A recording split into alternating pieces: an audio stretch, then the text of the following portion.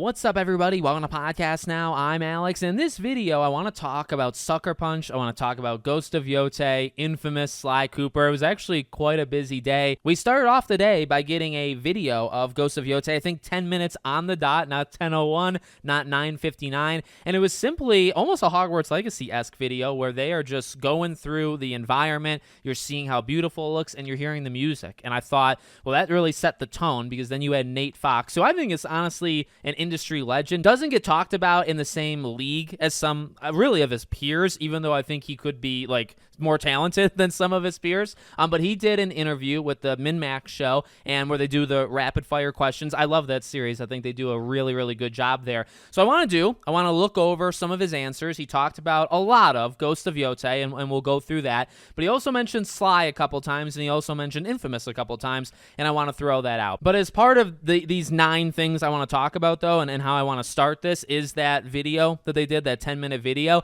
The game looks gorgeous. Okay, I think I posted on Twitter, like, to call it great or amazing is probably an understatement. It's such a visually good game. And I mean, behind the scenes, I'm going through Ghost of Tsushima again, and I'm like 10 hours in, and the game, I mean, I think I'm playing the PS5 version, so maybe it's unfair, but I remember that game just being drop dead gorgeous. It still is to this day. Remember how fast the loading screens were, how quickly you could teleport or fast travel? I mean, I don't know. I think the music in this game is going to be outrageously good, and I think visually, I'm just a sucker for like wind hitting trees and hitting flowers and stuff. So this game, it's got a great color palette. I don't know. There's not too much more you can say. It's something really cool to have on in the background, though, you know, just to kind of have it playing visually, and then the audio for the music. So just to throw that in there.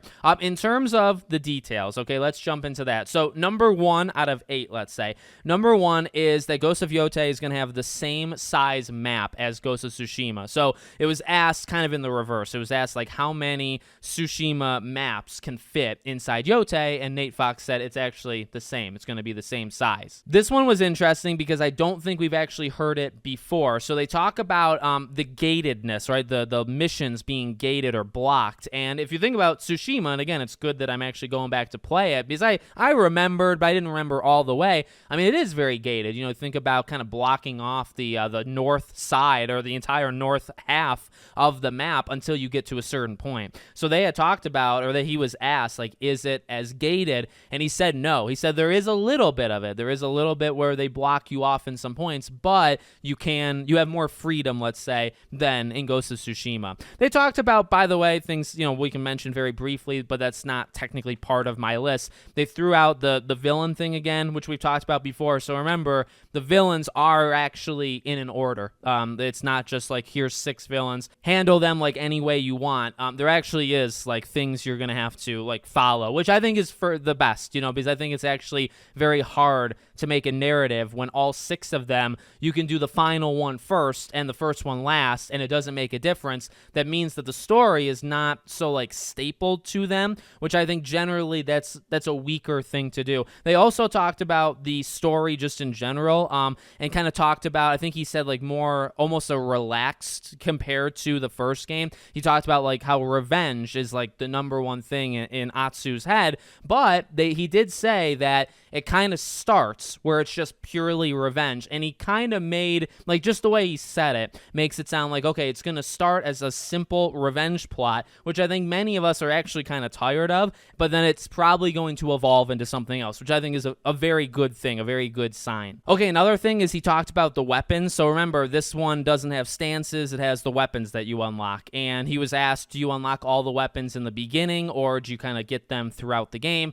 And you don't get them in the beginning, you do unlock them through the game. You learn them from senseis. So senseis will teach you how to use them. You actually don't know how to use them, you know, when you first get them. So that was an interesting one, because, I mean, it's probably natural. It's something that we've seen before. And even in Ghost of Tsushima, well, you fight as one stance, and when you take out leaders, remember, you'd have to go to the camps or just in missions, however you wanted to do it. The more leaders you took out, you'd unlock the new stances, and then you could put your points into them, and you could go from there. Okay, and by the way, I'm just going in order of which he said this. So next up was a Sly Cooper thing, just to throw this in for fun. So he was asked what was the most intense production process of all of Sucker Punch's games. And remember, he's been around an incredibly long time. He's been there since Sly 1 throughout, these past, 22, 23 years. And he said Sly 1. Sly 1 was the hardest game, basically, that they ever made. Interesting. Yeah, I imagine, okay, well, that was the first, really, really big one, and it kicked off, that franchise. It also really kicked off Sucker Punch, if we're being honest. So another thing is he actually, it's a non-answer, so I guess take that as news if you want to. So he was asked about single-player DLC. I think specifically he was asked,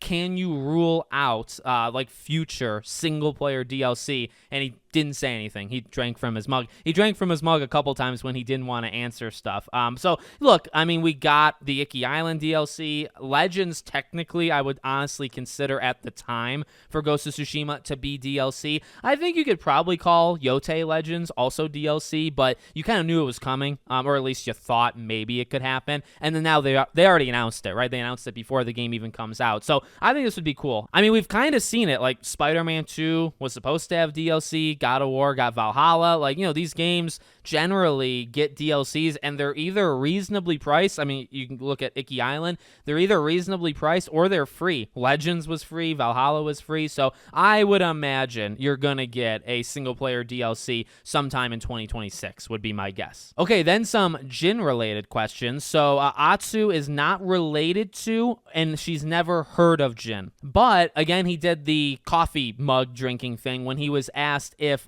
Jin is a legend in the universe, if you've if other people have heard of him. He also was asked about can you play, or will there be more than one playable character, and he did not answer that question, which is interesting because I never really thought of playing as anybody outside of Atsu, so maybe that is going to happen. Not Jin, by the way. I just don't think that's going to happen, but that one's interesting. I don't know. I never expected her to be related. Again, we know this is 300 years, I believe, after. I imagine the legend of Jin. It actually, I'll say it like this: it better be in the game because he is a legend. He is the ghost, and I think a lot of people honestly miss him and wanted him to be in a second game. The least they could do is, in even the lore, have them know that Jin at one point existed. Now, here's one thing I can almost guarantee. This is not part of the interview. This is an aside.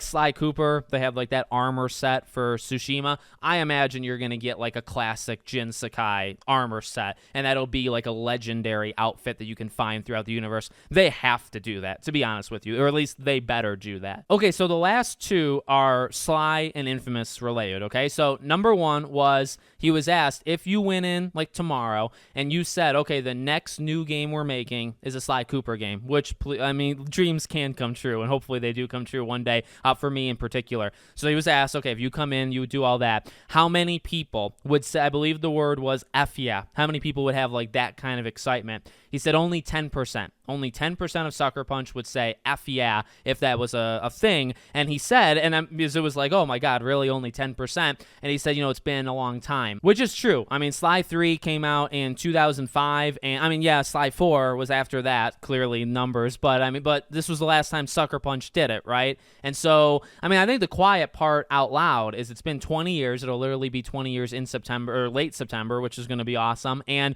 in that amount of time, 20 years, it's actually, I think, kind of a miracle that there's 10% of Sucker Punch that is either still left or would still be interested in Sly Cooper, period. Again, Nate Fox has been around forever, and I'm very happy about that. But you imagine, the amount of people that were around, even for, Sly 1, 2, 3, any of them, you got to imagine it's a very small number. And, that 10% kind of puts it into context. By the way, you don't need them to make a Sly Cooper game, though. You could have somebody else do it. Okay, final thing was Infamous, and this has kind of become news. So he was asked, would you be okay if another studio remastered Infamous? And he said, I believe he said, we would, or that would be fine. So, again, there's another, these are rapid fire questions. They might not mean anything. In fact, actually, that question for Infamous was specifically asked, I think not saying it's happening, but, you know, would you be okay if a studio did it? But, I mean, look, by the way, there's some questions that it's an easy answer for yes. If you're going to leave Infamous to die, if you're going to leave, you know, Jumping Studios, Resistance, or Killzone, or things like that,